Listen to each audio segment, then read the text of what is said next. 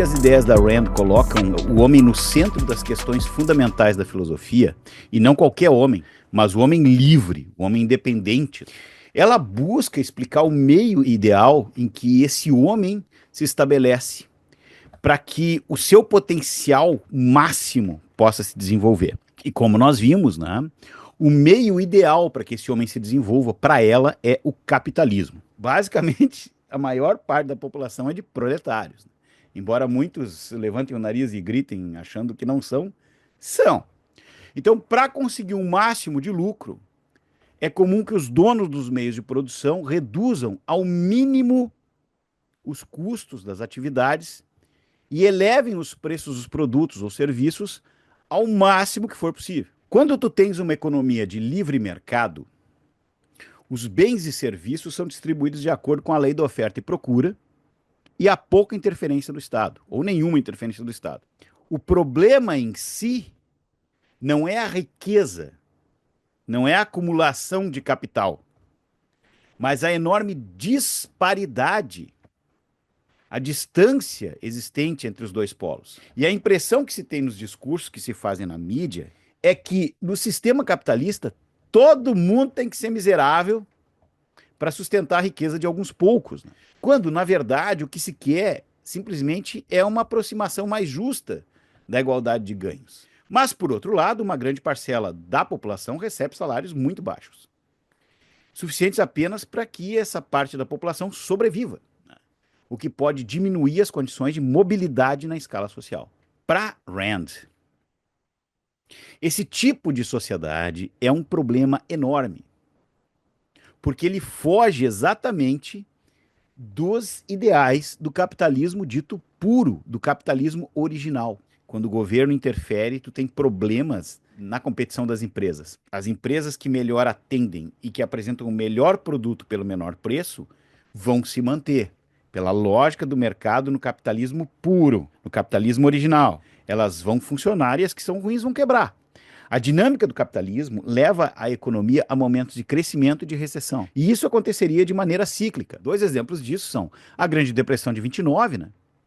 E a crise de 2008. Né? Essas crises financeiras são, em geral, fabricadas. Via de regra, são construídas e o resultado de um colapso no sistema de especulação do mercado. E hoje, o maior problema deriva do chamado capital especulativo. O capitalismo contemporâneo, ele é marcado pelo aparecimento de formas abstratas, digamos assim, de acumulação de riqueza, que não dependem de um processo produtivo em si, mas que envolvem um lucro imediatista. As consequências diretas desse processo moderno de acúmulo de capital foram, em primeiro lugar, o desemprego, né? E, em segundo, as condições de trabalho, né?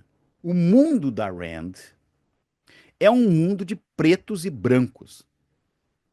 Não há meios tons nas decisões do que seria bom ou ruim. Então, as tomadas de decisões objetivas deixariam tudo muito claro e facilitariam todos os processos, porque não haveria um mau entendimento das coisas. Daí, então, tu tem a importância do intelecto.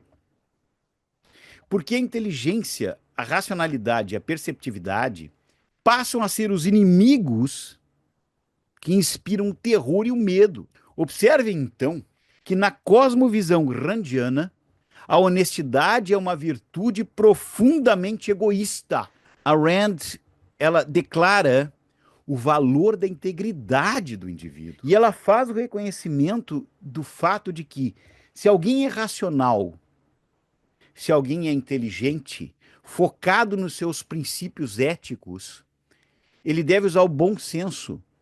E usando o bom senso, ele não tem como falsificar a própria consciência. Se a construção de um indivíduo autônomo, de um indivíduo eticamente responsável e racionalmente capaz, seria a forma de organização de um modo de vida nos quais os valores e as virtudes predominassem, uma forma eficiente para a construção desse mundo seria através de uma educação libertadora. Quanto mais idiota, quanto mais estúpido, quanto mais oco e imbecil, maior o alarde que nós temos nas redes sociais, né? Quanto mais vazio o discurso, maior o número de seguidores, né? Quanto mais mentiroso o discurso, mais likes o pessoal tem, né? Isso sem que a gente fale no planejamento programado, tá? Dessa estrutura de anulação e de retardamento. já que cada vez o aprendizado é mais atenuado, ele é mais enfraquecido, ele é mais desconsiderado.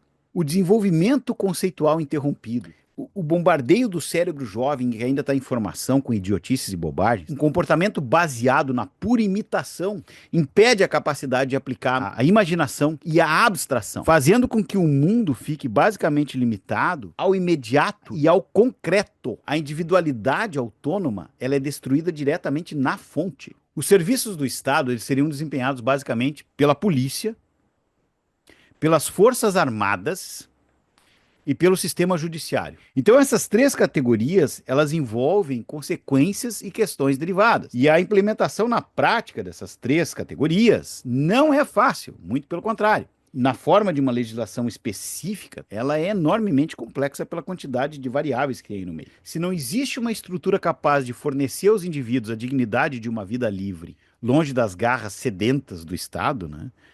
Não há como não haver vítimas, né? Sobretudo geradas pelo próprio Estado. Além de toda a base filosófica do objetivismo, tá? Ela escreveu peças de teatro, romance, livros de não ficção.